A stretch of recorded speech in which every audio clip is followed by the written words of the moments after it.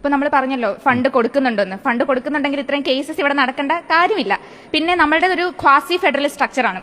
അത് നന്നായിട്ട് വർക്ക് ചെയ്യണമെങ്കിൽ ഈ ഡീസെൻട്രലൈസ്ഡ് പവർ ഒരു സിംഗിൽ പോകണം, ഒരു ഹാർമണിയിൽ പോകണം.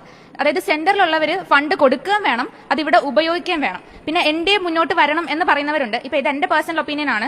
റിലീജിയസ് പോളറൈസേഷൻ 2014 ഒരു ടേമോളം വലിയ പ്രശ്നങ്ങളൊന്നും ഇല്ലാതെ മുന്നോട്ട് പോയി. രണ്ടാമത്തെ മൂന്നാമത്തെ ടേം വന്നപ്പോഴത്തേക്കും റിലീജിയസ് പോളറൈസേഷൻ ഭയങ്കരമായിട്ട് കൂടിയൊരു അവസ്ഥ നമ്മൾ കാണുന്നുണ്ട്. നമ്മുടെ റൈറ്റ്, നമ്മുടെ പല ബേസിക് റൈറ്റുകളും ബ്രീച്ച് ചെയ്യപ്പെടുന്ന രീതിയിലുള്ള പല ഡിസിഷൻസും എടുത്തിട്ടുണ്ട്. ഫോർ എക്സാമ്പിൾ, ഫുഡ് നമ്മൾ എന്ത് കഴിക്കണമെന്ന് പോലും തീരുമാനിക്കാനുള്ള ഒരു അധികാരം കേന്ദ്രത്തിൽ ഇരിക്കുന്നവർക്ക് ഉണ്ട് ശരിക്കും. പിന്നെ പല നോർത്ത് ഇന്ത്യൻ അതെ അതെ മഹാരാഷ്ട്ര പോലെയുള്ള അല്ലെങ്കിൽ നോർത്ത് ഇന്ത്യൻ സ്റ്റേറ്റുകൾ പലതിലും ഗൗരക്ഷക് സംഘ് എന്ന് പറഞ്ഞിട്ടുള്ള ഗ്രൂപ്പുകളുണ്ട്. ഇവരെല്ലാം ചെയ്യുന്നത് ഇവർക്ക് ഇഷ്ടമില്ലാത്ത ഒരു വാനിൽ പോകും, ഇവർക്ക് ഇഷ്ടമില്ലാത്തവരെയൊക്കെ കൊന്നു കളഞ്ഞിട്ട് വരെയുണ്ട്. അതൊക്കെ ഇവിടെ നടക്കുമ്പോൾ ചോദിക്കാൻ ആരുമില്ല. പിന്നെ അതുപോലെ തന്നെ മൂവീസ്, എത്ര തരത്തിൽ എത്ര ബയസ്ഡ് ആയിട്ടുള്ള മൂവീസാണ് കേരള സ്റ്റോറിയൊക്കെ. ആ സ്റ്റോറിക്കാണ് നാഷണൽ അവാർഡ് കിട്ടിയത് ബെസ്റ്റ് ഡയറക്ടറിനുള്ളത്. അതുപോലെ തന്നെ മറ്റ് പല ഫിലിംസും തഴയപ്പെട്ടു. ഒരു റീജിയണൽ ഫിലിം ആണെന്നുള്ള പേരിൽ മാത്രം തഴയപ്പെട്ട ഒത്തിരി ഫിലിംസ് ഉണ്ട്. ഒരുപാട് ആക്രമണം നേരിട്ടു.